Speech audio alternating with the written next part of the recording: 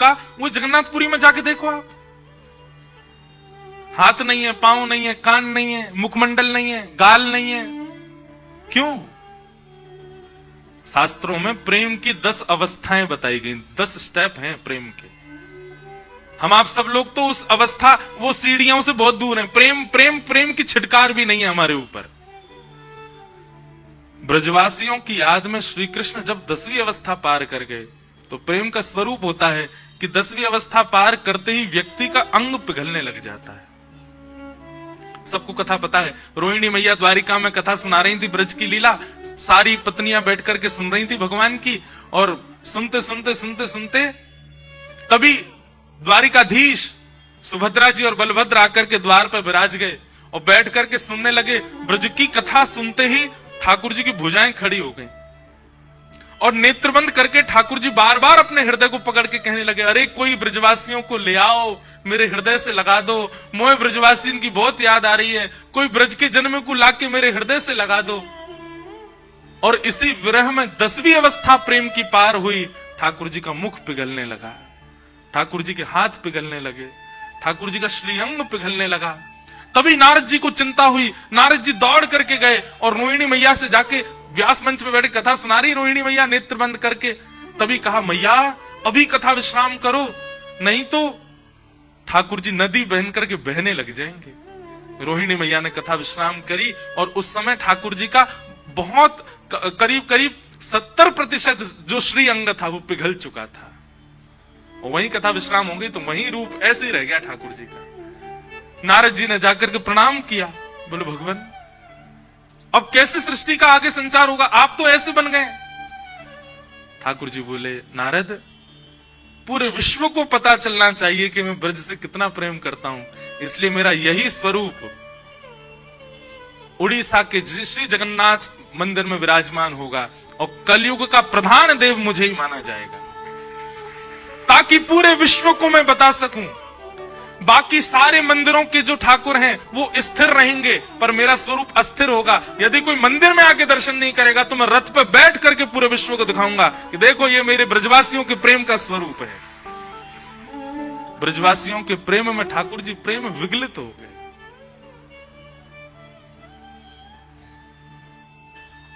ऐसा प्रेम ठाकुर जी करते हैं ब्रजवासियों से। ब्रजवासी मान नहीं रहे कि लाला परमात्मा है, और अब इनको ये भय नहीं है कि गिरिराज जी नीचे आ गए तो मर जाएंगे। अब यूं ही कह रहे हैं, बोले लाला तू सांच ही बता, तेने उठाए कैसे? मधुमंगल श्रीदामा बोले हम भी उठाएंगे फिर। ठाकुर जी बोले सुनो, हमारे ब्रज में गाते हैं, कछु माखन को बल बढ़ो, कछु गोपन करी सहाय, श्री राधे जू की कृपा सो मैंने गिरिवर लियो उठा। अरे भैया तुम सबरे सांची कह रहे हो, मैं जय जय ना हूं, मैं परमात्मा ना हूं, मैं भगवान ना हूं। भैया मैं तो अपनी यशोदा मैया को लाला हूं, मैं तो नंद बाबा को लाला हूं, मैं बलभद्र को छोटा भैया हूं, मैं तो मधुमंगल को सखा हूं, मैं कोई भगवान थोड़ी हूं। वो लाला वो तो हमें पता है, पर उठाए कैसे? ठाकुर जी बोले कछु माखन को बल बढ़ो। आप सबन के घर ते मैंने मक्खन चुरा चुरा के खायो भैया, वही मक्खन ते मुंह में बल आयो। पहली बात। मधुमंगल श्रीराम बोले लाला मक्खन तो हमने भी चुराया तेरे संग, हम ते तो ये 5 किलो कोई ना उठ रहो। ठाकुर जी बोले दूसरी बात है ना, बोले कहा कछु गोपन करी सहाय। आप सब गोप ग्वालन ने मेरी बड़ी सहायता करी। ग्वाला बोले हमने क्या सहायता करी? बोले भैया जब गिरिराज बाबा प्रकट भये तो आप सबन को लगी जे लालाई 4 भुजा वालों बन के प्रकट है का? बोले हम बे लाला ऐसी लगी। और वह समय आप सब गिरिराज जी को देख रहे और फिर मुझे देख रहे, फिर गिरिराज जी देख रहे, फिर मुझे देख रहे, तो वह समय आपकी दृष्टि से जो भाव रूपी बल होगा वो मुंह में आ गयो। इतने लाखों ब्रजवासी ने एक टक मेरी ओर देखो तो आप सबन की शक्ति निकल के मुंह में आ गई, और लाखों ब्रजवासी की शक्ति जैसी मेरे भीतर आई मैंने गिरिराज जी उठा लिए। आप सबन ने मुकुट टकटकी लगाए के देखो, या हमारे आप सबन की शक्ति से ही मैंने गिरिराज जी उठाए हैं। आजकल का व्यक्ति होता तो इस बात को कभी नहीं मानता, ये हो ही नहीं सकता, देखने से शक्ति आती है। पर ब्रजवासी क्या बोले, अच्छा तो हमारे देखवे तो तुम्हें शक्ति आ गई। बोले हाँ, तभी तो हम कहें आजकल कमजोरी कैसे आ रही है भीतर। नेक चले सांस फूल जाए हमारी, नेक कछु काम करें थकान है जाए हमें। अब तो चली कि हमारी शक्ति चुरा ली है लाला ने, और आपस में सब रेखे अरे भैया अब भेद खुल गए हो। तभी तो हम कह रहे हैं कि आजकल हम लोग इतने थके काहे को लग गए, ये लाला ने हमारी शक्ति निकाल ली है भीतर से, और हम सबन की शक्ति यहां में आ गई, तभी गिरिराज जी उठाए। हाँ भैया लाला आप तो मान गए हम तेरी बात, सही में हमारी शक्ति तो ही उठाए हैं। और ब्रजवासी कहा बोले अरे भैया लाला तू खड़ो रे, खोलो रे भैया 56 भोग खोलो। और 56 भोग खोल करके सबरे पान लगे। नंद बाबा आके बोले तुम्हें शर्म ना आ रही, नेक्स्ट सोचो लाला गिरिराज जी खोल कर तुम यहां भोजन कर रहे हो। ब्रजवासी बोले बाबा लाला ने कहा कही अभी हम सबन की शक्ति है यहां में, हम पामेंगे, हमारे अंदर शक्ति बनेगी, हम फिर लाला देख लेंगे, तो हमारी शक्ति तो उठावे को। ठाकुर जी खड़े खड़े गिरिराज जी धारण करके इतने प्रसन्न हो रहे हैं ब्रजवासियों के इस भाव से। तभी एक ब्रजवासी बोले लाला तेने अपनी बात में एक बात और कही, श्री राधे जू की कृपा से मैंने गिरिवर लिया उठाया। किशोरी जी ने ऐसी कहा कृपा करी। आहा, इस भाव के इतने भाव हमारे ब्रज में बताए जाते हैं। अभिनव जलधार सुंदर व्रतमंदर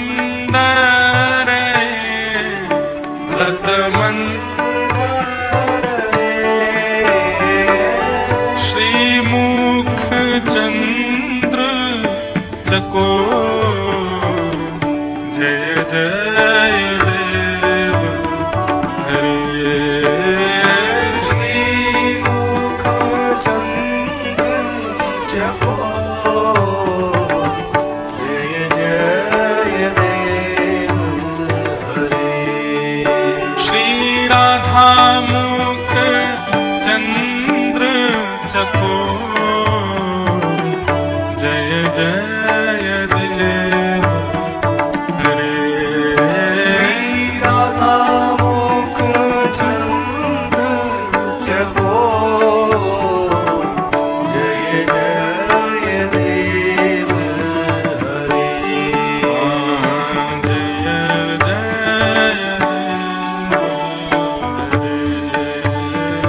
जय जय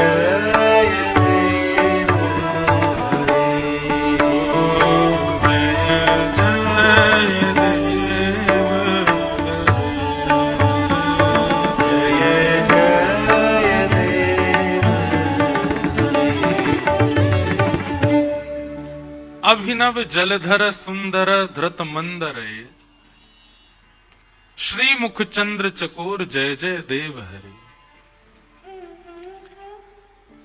गर्गाचार्य जी ने जब नामकरण किया था ना ठाकुर जी का, तो नामकरण करते समय श्री यशोदा मैया से कह के गए, मैया नारायण समूह गुणई, आपको जो ये लाला है ना, या में नारायण जैसे गुण हैं। अगर आपको लाला कोई अद्भुत क्रिया करे तो कभी आप संशय मत करियो। कभी आपको लाला कोई ऐसी लीला करे जो एक मानव ना कर सके तो आप यहाँ पे संदेह मत करियो, आपको लाला में नारायण जैसे गुण हैं। तब यशोदा मैया ने गर्गाचार्य जी से कही, बोले अगर मेरे लाला ने कोई ऐसी लीला करी, मैं तो मैया हूं और मोह घबराहट भई, मोह कहीं हम लगी कि मेरे लाला पे कोई संकट नहीं है, तो मोह कहा करना चाहिए। समझ रहे हैं बात को? तो गर्गाचार्य जी बोले, मैया आपके लाला की जो जन्म कुंडली है ना, ठीक ऐसी ही जन्म कुंडली एक और की है आपके ब्रज में। कौन की? वृषभानुनंदिनी किशोरी जी की, श्री राधा रानी की। बोले मैया बिल्कुल ऐसी कुंडली है, ऐसा लगे कि बस ये पुरुष है वो स्त्री है, नहीं तो दोनों बिल्कुल एक जैसे ही हैं, कोई कमी नहीं है। तो वासे मैया मुझको यूं लगे कि ये ब्रह्म ही दो रूप में आयो है। जैसे ही गर्गाचार्य जी ने बोली ब्रह्म दो रूप में आयो है, मैया ने गोद में बैठे लाला को कान पकड़ो और कान पकड़ के दबा के बोली, गर्गाचार्य जी दोबारा बोलियो जी कौन है? मैया ब्रह्म दो रूप में। मैया ने और जोर तो मोड़ो। बोले ब्रह्म होता तो मुझे कान मोड़न दे तो। बाबा ये उल्टी बात मत करे करो, ब्रह्म ब्रह्म कोई ना ही मेरो लाला है, और ब्रह्म होगा तो कोई और को होगा, और ये सदा मेरो ही रहेगा। ये बात मत कह करो कि ये ब्रह्म है, ये परमात्मा है, नारायण समान गुण। आप तो केवल युक्ति बताओ, कभी मेरे लाला की शक्ति छीन भाई तो कहा करूं। ठाकुर जी गर्गाचार्य जी तो कह रहे अब मत बोले, और बोलेगा मोड़ देगी मैया कान है। गर्गाचार्य जी बोले मैया आपके लाला की जो आधी शक्ति है ना, जो इनकी आह्लादनी शक्ति है, वो वृषभानु जी की लाली है, राधा रानी। जब भी कोई विशिष्ट क्रिया करे और आपको भय लगे कि कहीं मेरे लाला पर संकट नहीं आ जाए, आप वृषभानु नंदिनी किशोरी जी को या के बगल में या के आगे या के पीछे कहीं खड़ो कर दियो, बस वहां के आते ही या लाला की शक्ति और तीव्र रह जाएगी। तो कहते हैं जैसे ही ठाकुर जी ने गिरिराज जी उठाए, गिरिराज धारण करते ही यशोदा मैया तुरंत ये बात याद आई। बोले गर्गाचार्य जी बता के गए लाला कोई अद्भुत क्रिया करे तो वृषभानु नंदिनी को लिए आइयो। यशोदा मैया दौड़ी दौड़ी वृषभानु जी के पास गए, और वृषभानु जी तो जाके बोले आपकी लाली कहाँ है? बोले मैया मैं ढूंढी रहूं, मिले ही नहीं रही, कहां चली गई है। ढूंढते ढूंढते यशोदा मैया जब आई तो ठाकुर जी जिस शिला पर खड़े थे उसी शिला के पीछे जाके जब देखा, आहा, पद्मासन में किशोरी जी बैठी हैं, बिल्कुल छुपी हुई, किसी को दिख नहीं रही हैं, और पद्मासन में नेत्र बंद करके नहीं, नेत्र खोल करके बैठी हैं, और अपने नेत्रों से ही, कोमल नेत्रों से गिरिराज जी को एकटक देख रही हैं। एक अद्भुत सी कांति नेत्रों से प्रकट हो रही है, और श्री गिरिराज जी किशोरी जी के नेत्रों से प्रकट होने वाली कांति पर ही टिके हुए हैं। पहले ही किशोरी जी वहां विद्यमान है। इस बात का क्या मतलब है? ठाकुर श्री कृष्ण जितनी भी लीला कर रहे हैं, उन लीलाओं में गुप्त रूप से किशोरी जी कहीं ना कहीं विराजमान है, उन्हीं के द्वारा ही लीला संचालित हो रही है। दिख क्या रहा है? ठाकुर जी कर रहे हैं। कठपुतली नाचती है, गिरती है, उधम करती है, पर उस कठपुतली के जो धागे हैं वो पीछे पर्दे के बैठे हुए एक व्यक्ति के हाथ से बंधे हैं। ठीक वैसे हमारी श्यामा जी, असली गिरवरधारी तो किशोरी जी हैं, असली गिरवरधारी तो हमारी लाडली जी हैं। लाला तो केवल नाटक करे, उंगली लगा खड़े हो गए, मैंने उठाए, पर शक्ति तो श्री किशोरी जी, श्री लाडली जी ने धारण की। एक कथा, ये एक कथा शायद मैंने एक दिन सुनाई थी कि श्रीनाथ जी नीचे नजर करके क्यों खड़े। एक गिरिराज धारण की लीला है, ठाकुर जी गिरिराज जी उठा रहे हैं। अब यहां जयदेव महाप्रभु कहते हैं, देखो बहुत सुंदर बात, ये सब निकुंज की बातें। जयदेव महाप्रभु कहते हैं, बोले भगवान मुझे आपकी एक लीला समझ में नहीं आई। भगवान बोले कौन सी? आपने गिरिराज जी धारण किए। बोले हाँ।